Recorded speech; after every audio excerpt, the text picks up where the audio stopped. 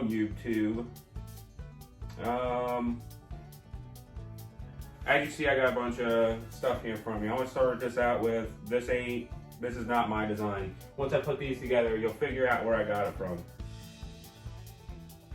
I'm really good at recreating things, just from looking at stuff. I didn't take any measurements on this. I kind of took a guess at everything, and this is what I came up with. I'm not going to go into how to cut the metal, how to drill it, how to tap it, any of that stuff. Not doing that. I don't think that that's necessary. If you're capable of doing this, this will be enough information for you. We're going to start out, I'm just going to roll through the pieces as I'm using them. So we're going to start out with the base plate. It's 4x4 by 1 inch thick. I got a half 13 thread in the center, 1/4 inch holes all the way around the outside. That's going to get a 2x2 block that's got a straight through 1/2 inch hole and 1/2 inch threads on either side. I'm using the factory edge of the aluminum 2x2 as my square sides.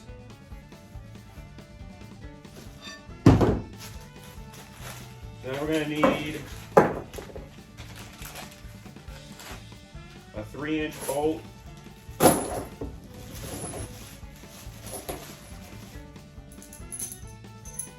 And a washer.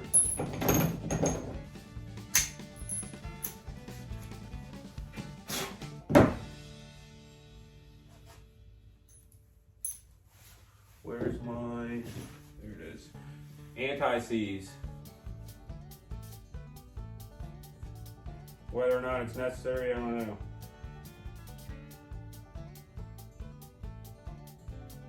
But I don't like bimetal corrosion, so we're going to try to do something about it. Stainless steel, half 13, 3 inch long bolt.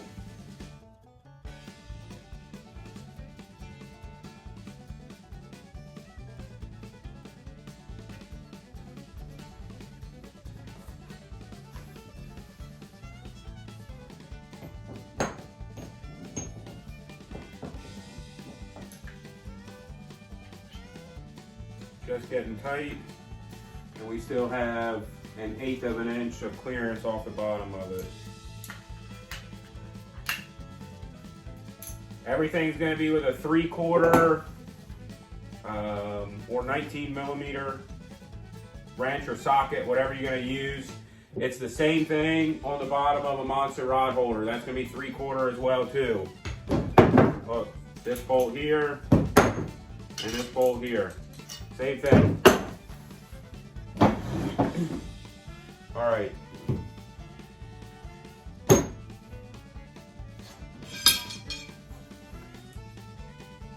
So right now I'm just going to look for whatever is the nicest size.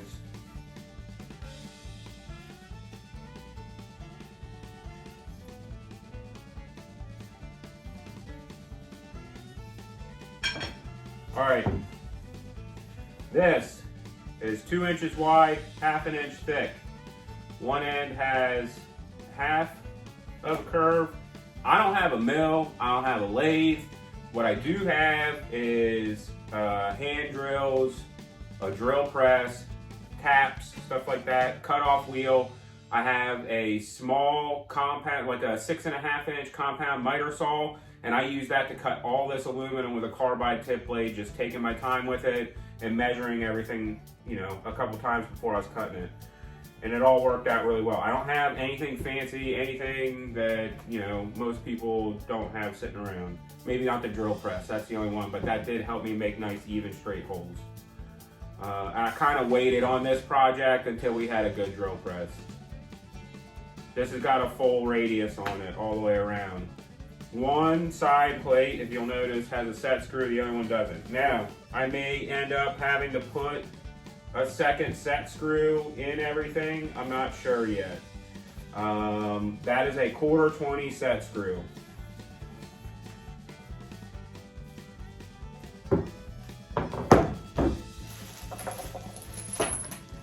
1 inch stainless steel bolt, half 13.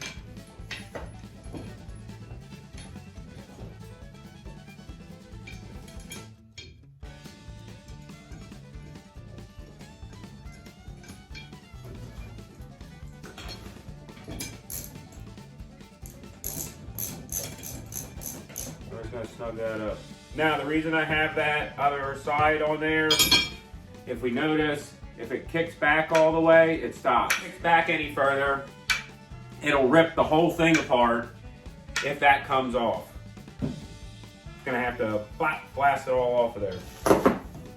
So let's get this side on.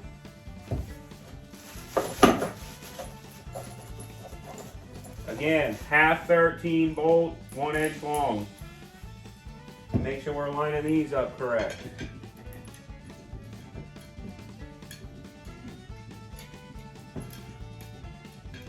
And I didn't do that.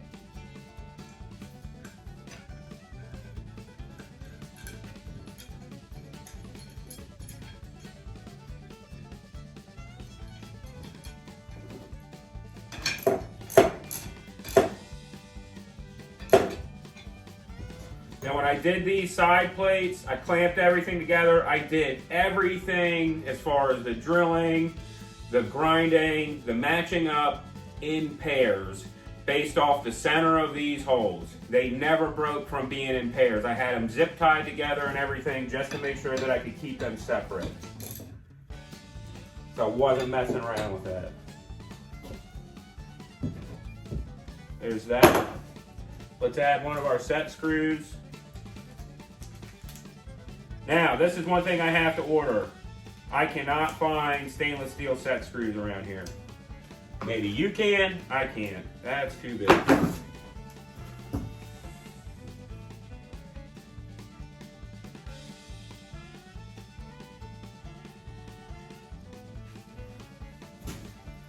Quarter 20 set screw. And one side. I'm going to run it until it snugs up and back it off.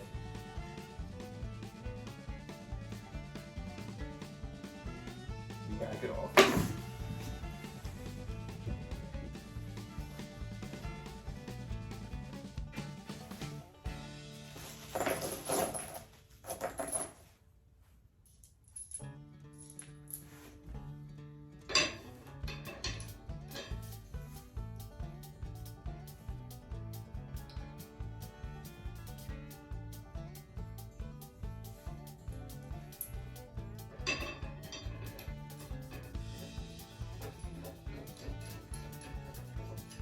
When I was doing the radiuses, I kept checking with the block to make sure we got clearance.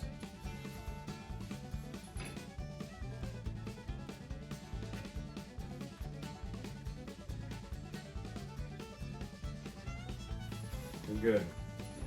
I was just scared myself. That's all.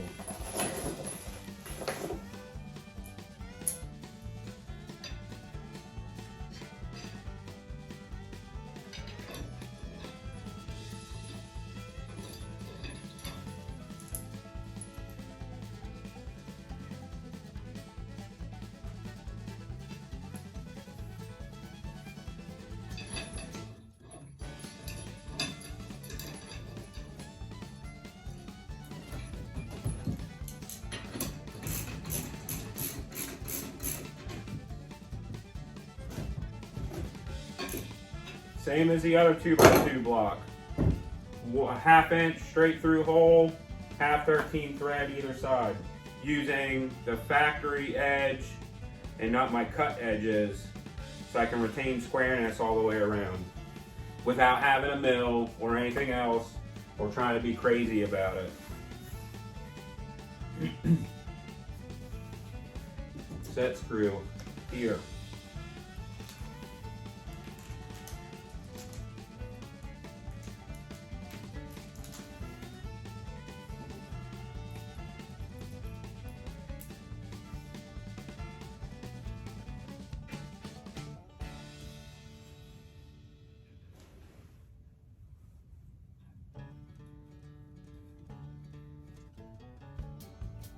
Oh, got that one a little close.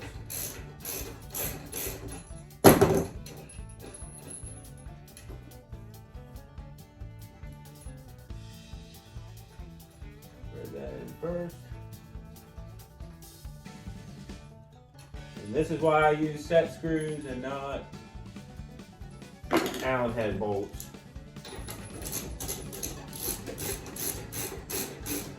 In case I wasn't just right with them, but I can still get the Allen wrench in there. All right, there's that. Piece de resistance. So with this one here, I figured out that's a 3-inch bolt. One of these. One of these. 2.5 inches.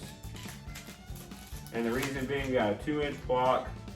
The top bar is 1 inch thick, and I wanted to run up halfway up the 1 inch thick one.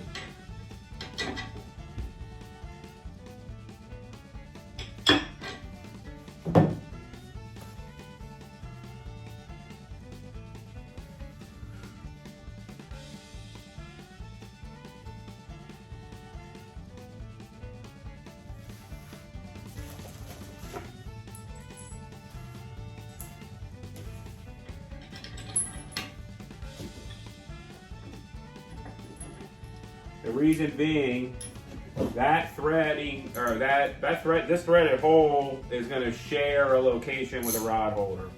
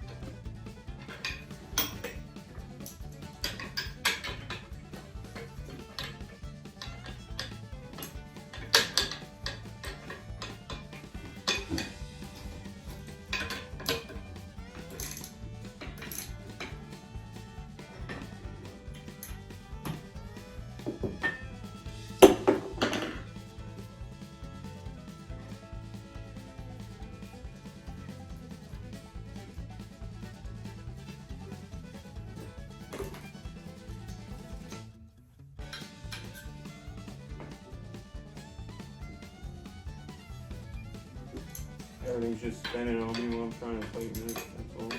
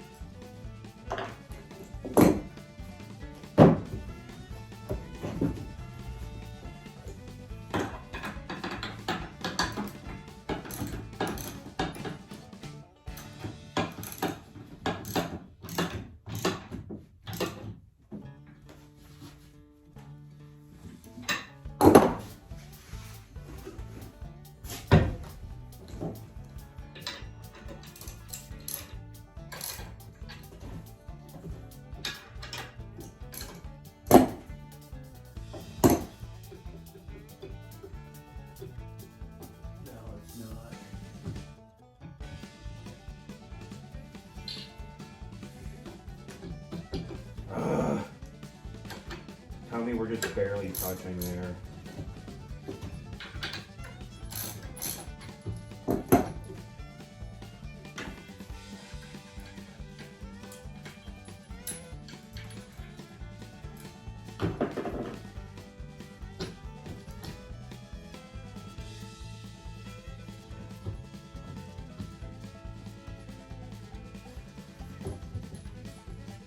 Alright, let's try it this way.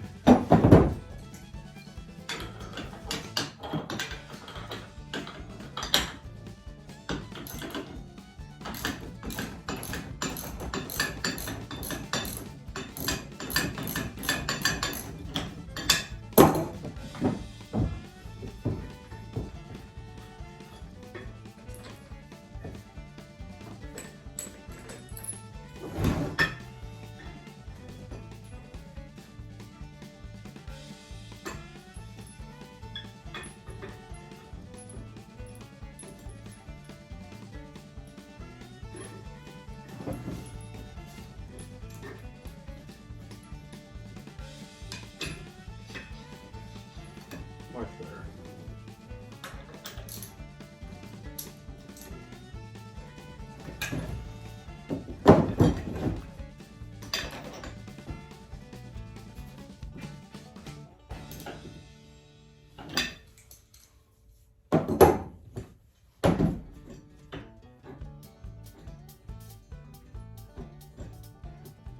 Okay, if it stops there, because it's never going to go any further down here.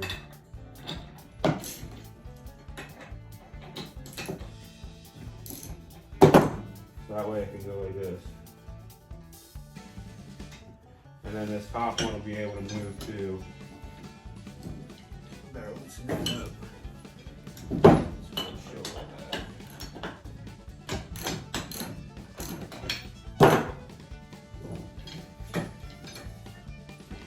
Alright, so that's going to be towards the back of the boat, so that way it can't go any further backwards.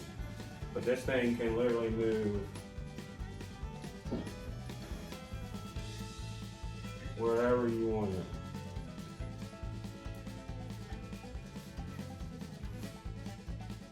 Let's get the other one put together. And the other one.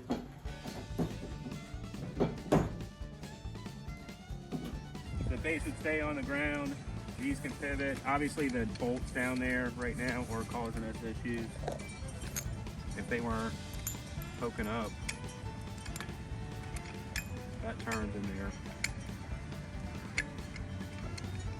And then this goes up and down. This top part will turn in any direction that we need it to, so you can literally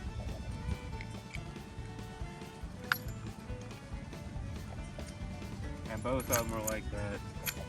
Boom. Look at that. Those are awesome.